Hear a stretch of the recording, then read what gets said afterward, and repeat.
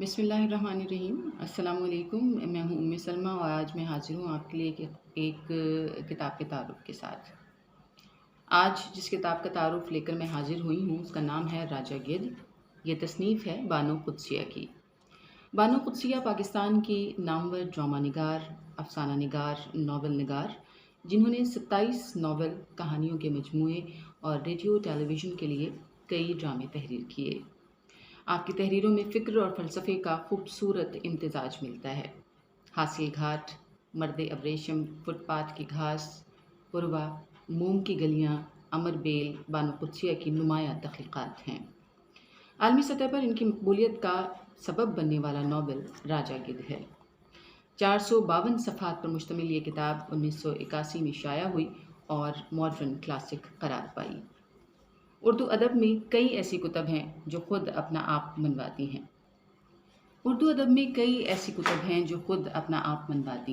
جو کسی کی تعریف و تنقید سے بہت بالا ہوتی ہیں۔ راجہ گدھ کا شمار بھی ایسی ہی کتب میں ہوتا ہے۔ بانو قدسیہ راجہ گدھ کی تخلیق کار نے اپنی زندگی میں بہت سی کتابیں، ناول اور ڈرامے تحریر کیے، لیکن جو پذیرائی راجہ گدھ کو حاصل ہوئی وہ دیگر سے مختلف ہے، ممتاز ہے اور یوں ان کی شہرت کی وجہ بنی۔ یہ تحریر قاری کو ہاتھ پکڑ کر مختلف کیفیات سے گزارتی ہے۔ اس کو پڑھتے ہوئے آپ خود کو کبھی شہر کی پکی سڑک پر چلتے محسوس کرتے ہیں تو کبھی چھلانگ لگا کر میدان میں آپ پہنچ جاتے ہیں اور کبھی اپنے آپ کو کسی جنگل میں موجود پاتے ہیں۔ اس کہانی میں جہاں ایک طرف محبت کی وارفتگی کی شدت نظر آتی ہے، وہیں اس میں نفرت، نا امیدی اور ڈپریشن کے لمبے سائے بھی نظر آتے ہیں۔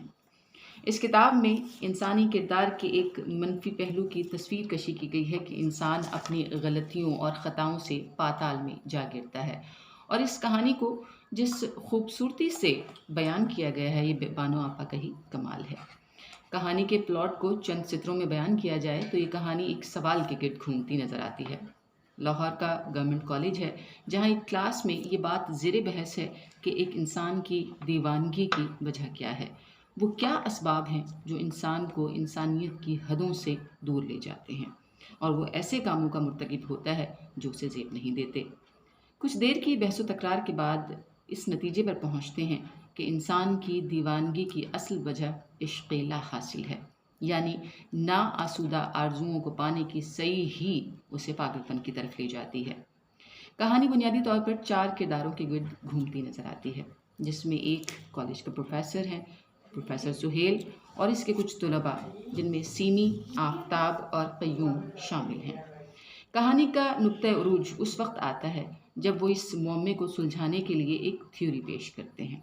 انسان جب اپنی خواہشات کی تکمیل کے لیے حرام ذرائع کا سہارا لیتا ہے تو وہ حرام اس کے جسم میں داخل ہو کر منفی چارج چھوڑتا ہے، اور یہ منفی چارج جینز میوٹیشن کا باعث بنتا ہے، یعنی ایک ایسا جسم جو رزق حرام پر پلتا ہے اس کی ساخت بالکل مختلف ہے اس جسم سے جو رزق حلال پر پلتا ہے۔ اس کتاب کا نام راجہ گدھ ہی کیوں رکھا گیا؟ گدھ کی فطرت بھی اس انسان سی ہے کہ جو اپنی جسمانی بھوک کی تسکین کی خاطر تمام حدیں پار کر لیتا ہے۔